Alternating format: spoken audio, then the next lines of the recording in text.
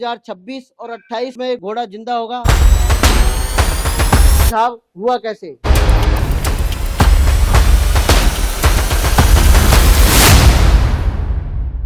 जब जब धर्म की हानि होती है, भगवान भक्तों का उद्धार करने और पापियों का नाश करने के लिए इस धरा पर अवतरित होते हैं।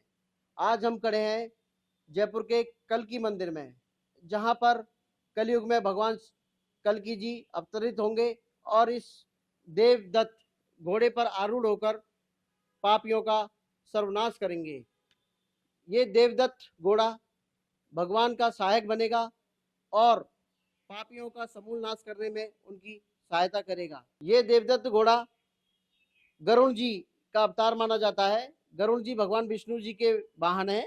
ये उनका अवतार माना जाता है, जिनमें उड़ने की शक्ति भी होती है।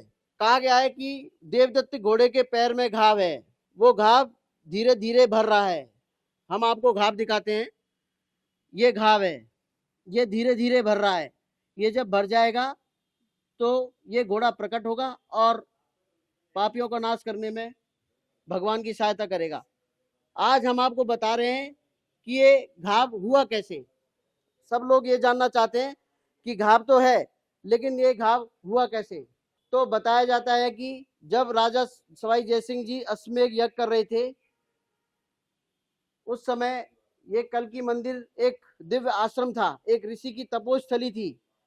तो ये घोड़ा अश्वमेध यज्ञ का छोड़ा गया घोड़ा इस आश्रम में आ गया और इसकी उद्दंडता से ऋषि कुपित हो गए और उन्होंने इस घोड़े को श्राप दे दिया। श्राप की वजह से ये घोड़े के पैर में घाव हो गया। घोड़े ने ऋषि से विनती की। चूंकि ऋषि मुनि दयालु होते हैं, उन्होंने घोड़े की क्षमा याचना से प्रसन्न हो गए और उन्होंने इसे वरदान दिया, जब भगवान कल्की जी अवतरित होंगे, आप उनके वाहन बनेंगे और आप में दिव्य शक्तियां होंगी। आप पापियों का समूल नाश करने में भगवान कल्की जी की सहायता करेंगे।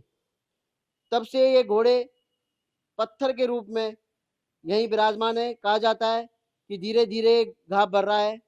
हम आपको दिखा रहे हैं कि पहले ये घाव बहुत ज़्यादा था।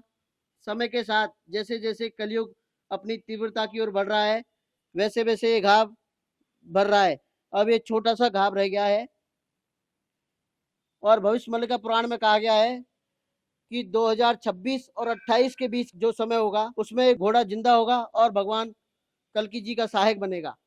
महानगर टाइम्स के लिए मैं लेसित जैन, कैमरा पर्सन गणेश यादव के साथ।